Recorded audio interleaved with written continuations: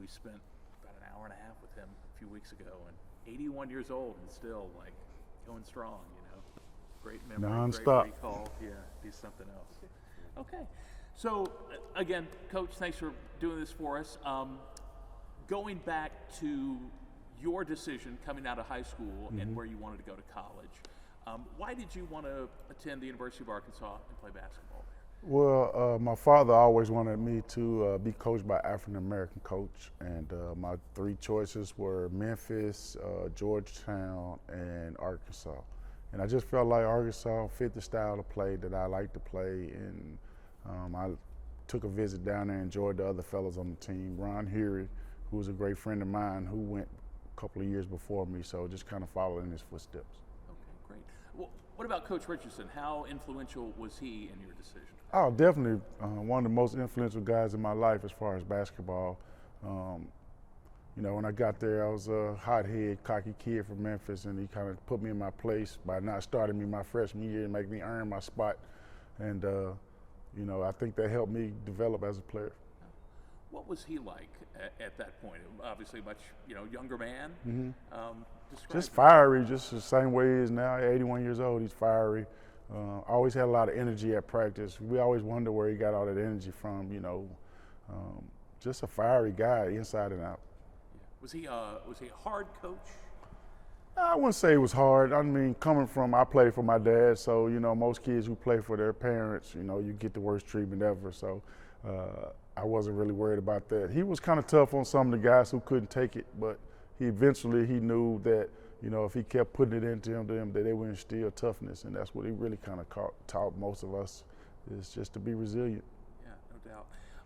Can you kind of describe that team that you guys kind of built when you came in as a freshman and those 4 years of success you had? What was the just great chemistry, on and off the court. All of us still talk to this day. You know, we feel like, you know, we were the foundation of everything started. You know, we wish we could have got a national championship as well, but, you know, we just feel like we were just as happy for Corliss and Scotty and those guys as we would be for our own teammates. Yeah, no doubt. 40 minutes of hell was a phrase that Coach kind of popularized. What do you think of when you think of 40 minutes of hell? A lot of running. We used to call it an hour and a half of hell because that's how long practice was. We only got to do the 40 minutes in the game. But, you know, back then there wasn't a lot of ball handlers on the court, so we would just take their ball handler and just pressure them to death and make other guys have to make plays. And, you know, it worked to our advantage. We had a lot of guys who were very versatile on that team, and I think that's what Coach, you know, really recruits, is a lot of guys who can play a lot of positions and do a lot of things. Yeah. Make sure your box is turned on. Oh, yeah, I'm sorry. It might not be, but that's okay. Yeah. So, yeah, sorry about that. So there were, so Coach told us that he wanted to make games like practice. I mean, is that pretty much? That's pretty much how it was. Yeah, we came in with a game mentality on most practice days, and we did a lot of in-game stuff to get us prepared for our next opponent. The one thing about Coach, he really didn't prepare for the next team. He just tried to make sure that we were prepared as a team. Yeah, no doubt. There were some doubts about Coach in his first couple of years at Arkansas. He kind of struggled out of the gate with guys that he had not necessarily recruited. But you and your crew then came in and you put, you know, all doubts about him to rest. Looking back now, what does it mean to you that you were part of that group that was able to kind of establish his legacy? Very special to me and my guys. I think we came in maybe 6 freshmen, if I'm not mistaken, myself, Oliver Miller, Lee Mayberry, Darryl Hawkins, Warren Lynn. Yeah, we had like 6 freshmen that year, so we just called ourselves the funky freshmen. We just come in and just try to wreck shop every day of practice. We all wanted playing time. We knew that we all weren't going to be able to play because they had good players there before we got there. So, you know, we were just part of that second team. We just tried to make the first team work as hard as possible to get them ready for the game.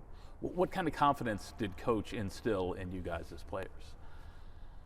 I think he just recruited guys with confidence. Like, we were already confident when we got there, and he just, I think, what gave us more confidence is that he let us play our style of game. He let us be who we are.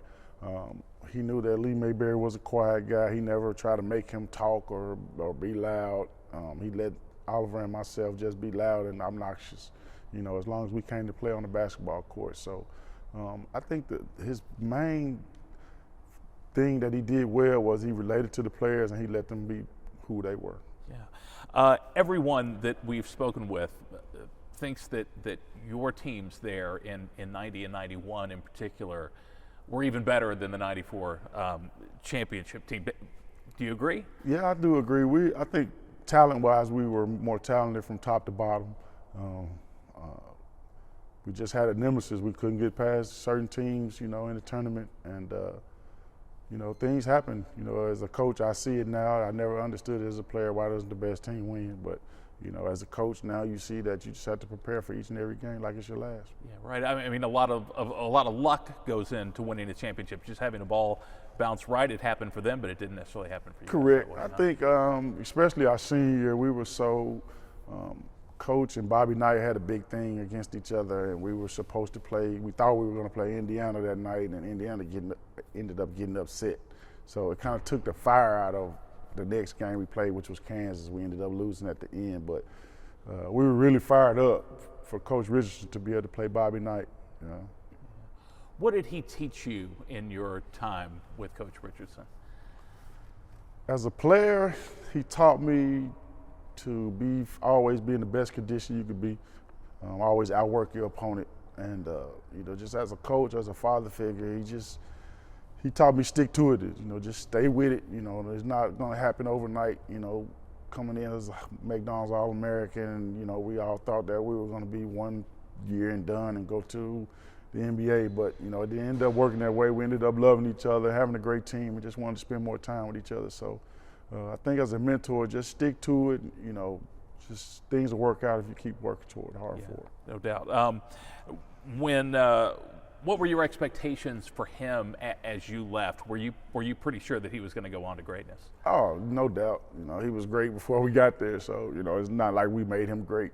He won at the high school level. He won at the junior college level, national championship as a coach. So. We were kind of thinking maybe back then that he may try to test the waters in the NBA a little bit, but I don't think his style of coaching would have fit guys who were making millions of dollars. Right. I guess once a Razorback, always a Razorback. When they did go on and win the national championship in 1994, what was that experience like for you? Oh, it was great. The thing was, we were playing Charlotte, so I happened to be able to go to the game, the first game at the Final Four. So. That was exciting to be able to sit up with Bill Clinton and those guys. Just, you know, I felt the same thing like I was playing, just like any other fan would, just elation that they won. Yeah, no doubt. You've now established yourself as a head coach here at Philander Smith University. What can people see in Coach Todd Day that they might have seen in Coach Nolan Richardson as well? A lot of technical fouls.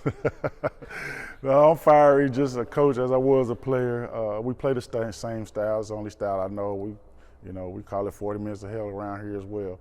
We just pick up full court and just try to wear our opponents down. Yeah, right on. Yeah. Let me just ask you, for our sports team, as you guys get ready to head off to the NCAA Tournament, how are you feeling about what's coming up next for you? I feel good about the team that we have. We're playing well down the stretch. I didn't like the whole week off thing because we were really playing well last week. So just hopefully we can just continue to do what we've been doing and come back victorious. Okay, what do you think has been kind of the key to your success this year?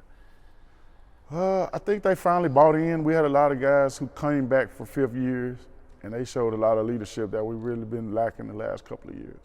Okay. All right.